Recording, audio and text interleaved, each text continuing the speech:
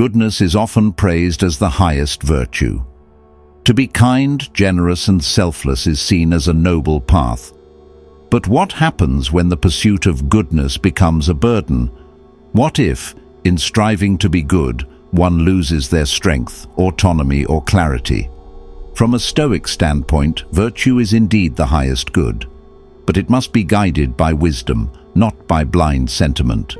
Stoicism invites us to examine not only our actions, but also the intentions and consequences behind them. In this teaching, we explore the dark side of goodness, how it can be corrupted, misunderstood, or weaponized, and how the Stoic can remain truly virtuous without becoming naive or exploited. 1. Goodness without wisdom is dangerous. It's not being good that is dangerous, but the opinion that goodness always means being agreeable, submissive, or self-sacrificing.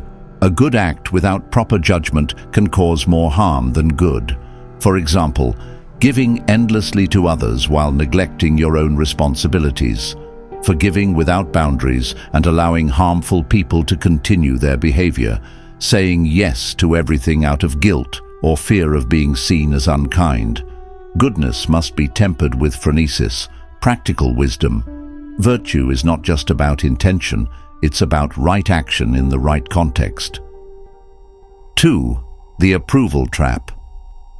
Many people perform acts of goodness not out of virtue, but out of a desire for validation. They want to be liked, praised, or seen as noble. Seneca warned, "What matters most is not what you bear, but how you bear it." If your goodness is just a mask to gain applause, it is not virtue, it is vanity. The Stoic seeks approval from one person alone, their inner judge, informed by reason and virtue. Your task is not to please others, but to live in accordance with nature and reason. 3. Self-neglect in the name of goodness. It is noble to care for others, but not at the cost of self-destruction.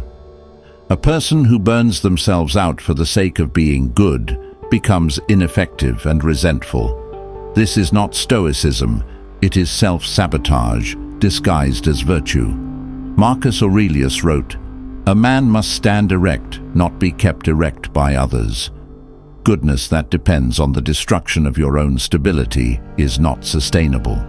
First, secure your own foundation. Only then can your goodness become a force that uplifts others without collapsing under its own weight.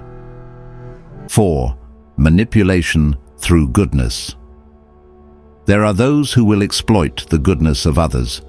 They know that guilt, shame, and the desire to be seen as good can be powerful levers of control. Epictetus taught, "If you wish to be good, first believe that you are bad." Not in the sense of self-hatred, but in humility, knowing you are still growing, still learning. This mindset protects you from arrogance and from being manipulated by flattery. Guard your reason. Goodness should never mean surrendering your judgment or allowing others to lead you where wisdom would not go. Always remember, the dark side of goodness appears when it is disconnected from wisdom. The Stoic path teaches us to integrate compassion with clarity, kindness with courage, and generosity with judgment. Let your goodness be a shield and a light, not a leash others use to control you. Let it be your strength, not your weakness.